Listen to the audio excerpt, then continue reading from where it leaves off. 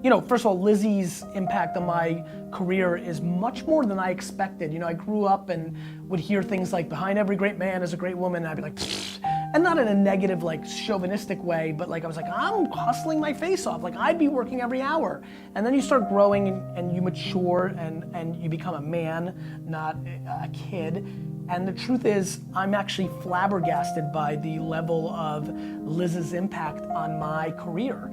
Lizzie's kind of support, and I mean like utter 100,000% support, is like a major factor. It gives me the headspace to be all in here at Vayner and doing my thing versus worrying about like, ugh, if I'm 5 minutes late, you know, I'm running late taping this right now. If I get home, like it's, you know, it's incredibly important in the fact if you prioritize your career.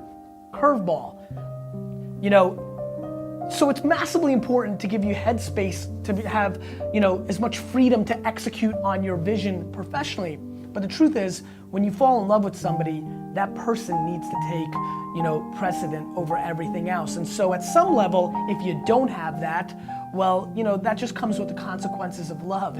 And that's okay too. You may not be able to hustle or work on it in a clear mind space and never give it 100%. I'm able to give 100% devotion to my businesses for enormous amounts of time every day because of Lizzie and the way she rolls and supports. Some people can only put 73% of their time for a shorter period of time, and they're gonna have limited success in comparison predicated on our talent as well, because talent is a variable. So it's massively important for success, but it's not the only thing. You know, the family work-life balance, whole thing, I think is completely counterpunching, meaning I hate giving an answer to this because I think it really is predicated on your partner and then the evolution of your kids. My partner part I really kind of took care of. I mean, I was looking for Lizzie. When I found her, I locked her up, married her immediately. We were married within the year of meeting. I told her on our first date that we were getting married.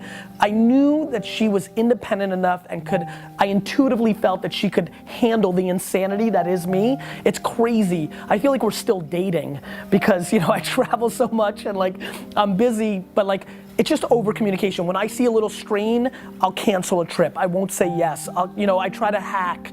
The kids are a whole new variable. You know, now that Misha's 5.5, I've got to get ready for, they may not be like Lizzie. You know, my little Xander might want me at every single thing at every moment. So I'm starting to get mentally prepared to counterpunch their reality. Kids are always gonna want their parents around. But what's the hack, right? Like, it's funny, I've been traveling and where I speak now, I spoke in Anaheim and I noticed that Disneyland was right next door, so I'm like, maybe I'll do these speaking engagements because I'll take the kids, let them see what dad does, and then a full day of So it's interesting how my brain is starting to adjust to what's their reality gonna be like. So my answer to your question is counterpunching.